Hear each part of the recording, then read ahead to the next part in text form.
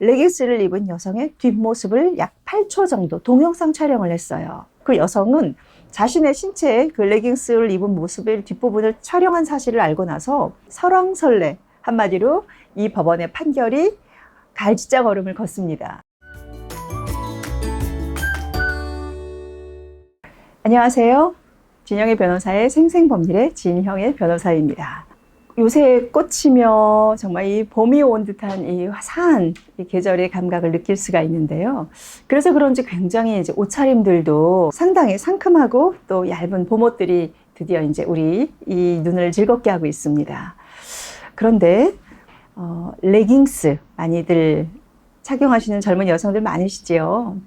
이제는 이 레깅스가 더 이상 피트니스 센터나 또 필라테스에서만 입고 나오는 운동복이 아닌 시대가 되기는 했습니다.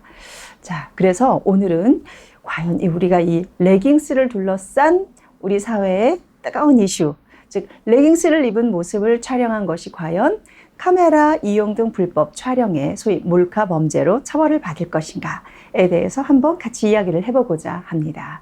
카메라 이용 등에 대한 불법 촬영이 정확하게 어떤 법 조문으로 이루어져 있는지부터 제가 한번 변호사로서 설명드리고 시작하는 게 맞겠죠.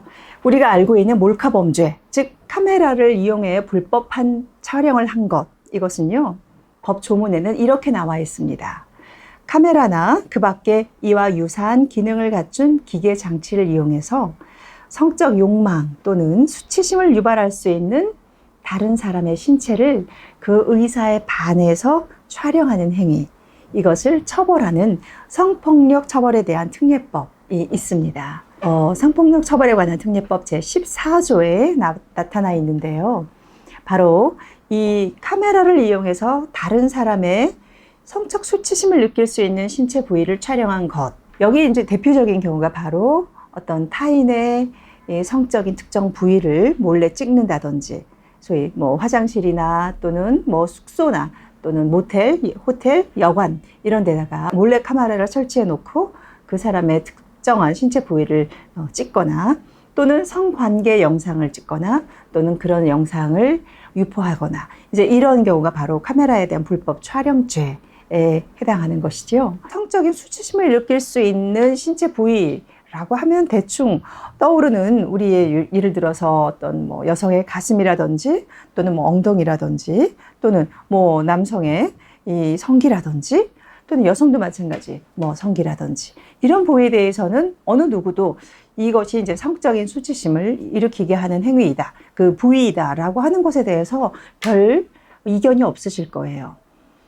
그런데 자, 요새 아주 거리에 많이 등장하는 레깅스를 입은 차림새의 많은 여성들, 그리고 이제 요새는 남성들이 레깅스를 입은 모습들도 저는 많이 봅니다. 그런데 이런 레깅스를 입은 모습을 전신 사진을 찍은 것 또한 성적 수치심을 느꼈다라고 해서 처벌할 수 있을까요? 일단 이 레깅스라는 것에 대해서 사람들의 시각이 많이 차이가 있는 것 같습니다.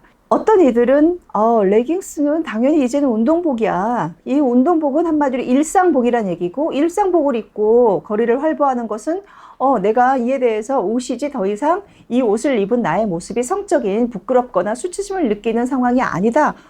또 한편으로는 그거는 내가 입는다고 해서 다른 사람이 내 몸을, 즉 레깅스를 입은 내 몸을 함부로 찍어도 좋다고 내가 그에 동의한 것은 아니다. 그 사람이 그것을 가지고 어떤 성적인 욕망을 위해서 나의 신체의 사진을 찍은 것이니까 이 부분에 대해서는 당연히 나의 동의가 있어야 되고 그 동의가 없이 찍은 것 자체가 카메라를 이용한 불법 촬영이다. 그런데 그렇다면 이제 이렇게 서로 간의 양쪽 찬반 논란이 팽팽하다면 결국 우리는 어디로 갈까요? 당연히 법원으로 가겠지요. 자, 실제로 이런 판단에 대해서 무려 3년여에 걸쳐서 법원에서의 판결이 내려진 사례가 있어서 오늘 그 부분을 함께 이야기해 보려고 합니다. 어떤 남성이 버스에서 내리려고 서 있는 여성의 레깅스를 입은 여성의 뒷모습을 약 8초 정도 동영상 촬영을 했어요. 그랬을 때 이 여성이 누군가가 자신의 레깅스 입은 뒷모습을 찍고 있다는 것을 느끼고 그 자리에서 그 사람을 적발하고 바로 경찰에 신고를 합니다. 그래서 결국 그 사람은 이제 형사 재판에 넘겨지는데요. 이에 대해서 법원의 판결은 과연 어땠을까요? 법원 역시 굉장히 많은 설왕설래, 한마디로 이 법원의 판결이 갈지자 걸음을 걷습니다. 자, 먼저 1심에서는요, 이 레깅스를 입은 여성이 비록 레깅스가 일상복이다라고 피고인이 주장을 하지만 이것은 어디까지나 그 레깅스라는 것은 운동복이든 일상복이든 그것은 입은 사람 내 자유적인 의사일 뿐이지 그 레깅스를 입은 신체의 굴곡을 몰래 촬영한 것은 이것은 어디까지나 그 사람으로 인해서의 어떤 성적인 이 불쾌감 또는 수치심을 불러일으키게 한 행위이기 때문에 이 부분에 대해서는 유죄에 해당한다라고 판단을 했습니다.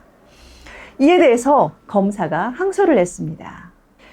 자, 이때 항소심에서는요, 1심 판결을 정면으로 반박합니다. 그리고 뒤집는데요. 그 이유에 대해서 항소심은 먼저 똑같은 이유로 레깅스를 전혀 달리 판단합니다. 자, 레깅스라는 것은 이미 그 레깅스를 입고 거리를 나왔을 때 그 레깅스는 이미 일상복으로 본인이 자신을 노출한 것이다. 그리고 레깅스를 입었을 때 이 여성이 드러난 신체의 부위는 목 이상의 얼굴 부위, 그리고 손, 그리고 레깅스와 운동화 사이에 한 몇 센치 정도 보이는 발목 부분이 전부이고 그 이외에 신체에 노출된 부위는 따로 없었다. 그렇다고 하면 그냥 옷을 입은 사람의, 즉 여성의 신체를, 그리고 특별히 어떤 특정 부위를 확대해서 찍거나 또는 이상한 각도를 가지고 찍거나 한 것이 아니라 그냥 그 여성이 서 있는 뒷모습 전체를 찍었을 뿐이기 때문에 이것은 특정한 신체 부위를 찍어서 성적인 수치심을 유발했다고 볼 수 없다라고 판단을 했습니다. 특히 2심에서의 이제 여성의 발언 중에서 주목이 된 부분은 바로 이것이었어요. 그 여성은 자신의 신체에 그 레깅스를 입은 모습의 뒷부분을 촬영한 사실을 알고 나서 정말 기분 더러웠어요. 이렇게 말을 해요.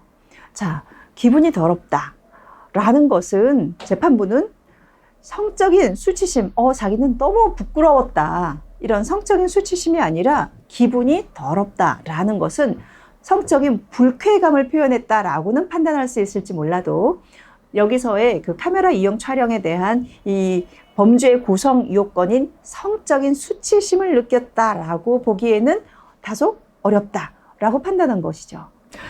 저는 그래서 이렇게 성적인 불쾌감과 성적인 수치심을 이렇게 명백하게 다른 감정으로 분리할 필요가 있을까 하는 것에 대해서 저도 같은 이에 대해서 의구심이 있습니다. 아무튼 그런 이유로, 즉 항소심은 카메라 이용 등에 대한 불법 촬영은 타인의 여기서 타인은 반드시 여성만을 의미하는 것은 아닙니다. 그러니까 반드시 이 피해자가 대부분이 여성일 뿐이지 여성만 피해자가 되는 것은 아니라는 것을 하나 꼭 알아두셔야 되는데요. 어쨌든 다른 사람의 신체의 특정 부위를, 성적 수치심을 느낄 만한 특정 부위를 촬영해서 그로 인한 성적 수치심을 느끼게 하는 행위, 이 부분에 대해서 일단 특정 부위가 아닌 전신을 일상적인 모습으로 촬영한 것이고, 또한 이 피해자가 느낀 감정의 성적인 수치심이 아닌 불쾌감, 적어도 수치심은 아니었다라는 의미로 이렇게 이 부분에 대해서 오히려 유죄를 인정한 원심 1심을 깨고 항소심에서는 무죄를 선고했어요. 자, 일단 이렇게 1심에서는 유죄, 2심에서는 무죄, 이런 판결이 내려졌습니다. 그렇다면 어떻게 될까요? 당연히 대법원에 가는 건 거죠. 결론부터 말씀드리면 대법원은 이에 대해서 최종적으로 유죄의 판단으로 다시 이 사건을 심리해라 라고 해서 다시 항소심으로 내려보냅니다. 즉 대법원에서는 아까 저희가 의구심을 제기했었던 이 타인의 신체를 촬영한다는 것, 특히 그것이 어떤 성적 수치심을 느끼는 신체여야 한다는 것에 대한 범위를 보다 확대했습니다. 그런데 지금 여기서 이제 그러면 다시 대법원에서 자, 이런 취지로, 즉 유죄의 취지로 판단을 해라 라고 했으니 항소심은 그 대법원의 판단을 거스를 수는 없는 것이지요. 그래서 최종적으로 항소심은 이 판단에 대해서 결국 이 타인의 신체라는 것이 반드시 노출된 부위여야 하거나 또는 성적인 수치심을 불러일으킨다고 우리 모두가 알고 있는 특정 부위가 아니라 하더라도 신체에 대한 성적 수치심을 느끼게 하는 행위이고, 이것은 카메라 이용 촬영에 대한 죄로서 불법 촬영이다. 그래서 유죄를 선고합니다. 자, 무려 4번에 걸쳐서 이 재판이 된 건 거죠. 최초에 1심, 그 다음에 항소심인 2심, 그 다음에 1심에서는 유죄, 2심에서는 무죄, 그리고 대법원에서는 유죄 취지로 항소심을 파기해서 다시 판단하라고 보낸 3심, 그 다음에 최종적으로 다시 이 부분을 유죄로 판단한 항소심. 총 4번의 판단이 내려지기까지 얼마만큼의 시간이 걸렸을까요? 무려 3년입니다. 자, 그만큼 이 사건 자체에 대해서 많은 사회적인 논란과 서로의 의견과 견해가 차이가 있었다는 것이고, 이것은 또한 법원에서도 예외가 아니었었다는 건 것이죠.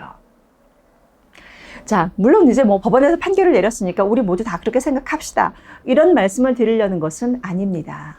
다만 제가 오늘 이 자리에서 말씀드리려고 하는 것은요, 옷을 입었든 또는 그것이 내가 어떤 특정 부위를 부각해서 찍었던 그렇지 않던 간에 기본적으로 타인의 신체, 또 타인의 어떤 얼굴, 또 특정한 부위, 그것이 꼭 어떤 수치심을 느끼게 하는 부위가 아니라 하더라도 말이죠.